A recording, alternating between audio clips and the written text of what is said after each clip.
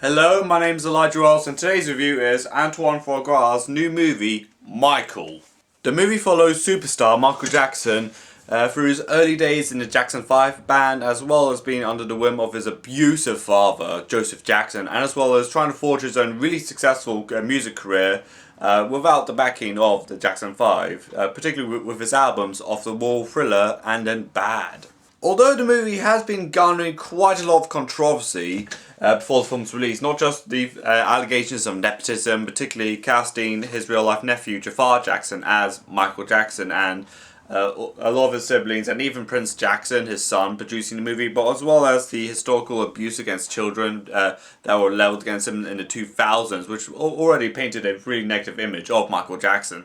But instead, the movie does focus a lot more, particularly about his relationship with his family, as well as his abusive father, Joseph Jackson, played by Colman Domingo.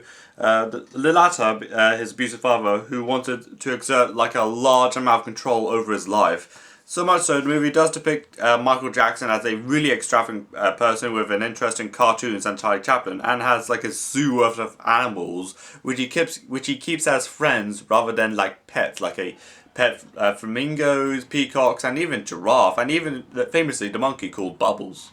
This may rub the people the wrong way, considering the allegations that came towards him at near the end of his life, but what I gathered from this movie is that it could be seen as adults who wanted to make up for how brutal his childhood was in the hands of Joseph. So that's kind of my theory around his extravagant behavior around animals and why he has such a huge collection of cartoons and Charlie Chaplin memorabilia, as well as having a zoo worth of animals in his garden. What I definitely do applaud of Jafar Jackson's performance in this movie, it does definitely capture MJ's unparalleled stage presence and how he commands the stage as a performer on stage, even when he's with the Jackson 5 or doing his solo stuff. But, and also as a person that's willing to change the world for better, like helping with gang members in his music videos as a commentary on gang violence, or visiting children in hospitals, or signing autographs, particularly in the scene after he has his hair burnt off in a Pepsi ad. He still is willing to change the world, particularly like meeting children in hospitals and making them comfortable. And I also do like the performances of Colleen Doral Jones as Bill Bay, and Miles Teller as John Bronco, and even Colman Domingo as Joseph Jackson, who are all pretty much brilliant in this movie, and they're all compassed a way that they're all trying to help Michael Jackson's, but they all have like very radically different ways of how they're going to do it. Particularly with Colman, his own way is just bring the band back together, and he's the one controlling everything, almost like a puppet master. John Barron and Bill have the idea of he needs to break out in his own career, like he's not a kid anymore, so he's already bigger than everyone else in the family. So I really definitely like that dynamic that's going on there. What I find somewhat a bit weird about the movie does end with the text saying the story continues when he's doing the Bad tour at London in 1988.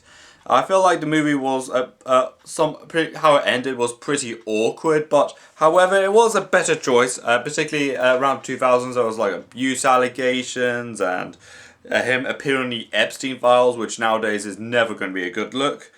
And of course, even if it did have to end there, which is again maybe better for a movie, it is somewhat going to be awkward. Unless if it's going to be a sequel to it, it's just going to end up like a remake of that Cate Blanchett movie Tar. I part of me wondered, I wonder if the movie is going to be like Iron Claw, where it focuses on the entire family as the Jackson 5, or going to be like something like a movie that focuses on his dad being Joseph Jackson. But I realise it's just going to be a case that Michael Jackson is the biggest person in the picture, not just that, but biggest person out of all the people that are involved in this movie as well. So that is pretty much makes sense why it's centered around him, since he is probably the most famous out of the bunch. But what also I find incredibly surprising is that Janet Jackson, who is like famous throughout the 90s and 80s, and also Michael Jackson's sister as well, who is absent throughout the movie, like never given one mention once whatsoever, or let alone even appears in the movie, which I find a little bit surprising, even though they both collaborated in the song in the early 2000s or late 90s Scream, which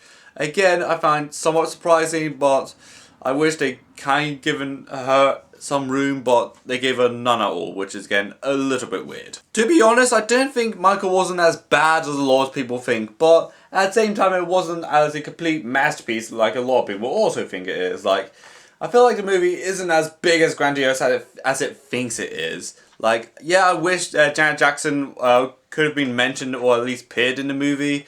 But I feel like at some instances I wish it could somewhat lend it a little bit more on the Jackson 5 or even Joseph Jackson. But again, I feel like the ending was somewhat a little bit more awkward with the story continues, particularly with the abuse allegations that marred his career in the 2000s.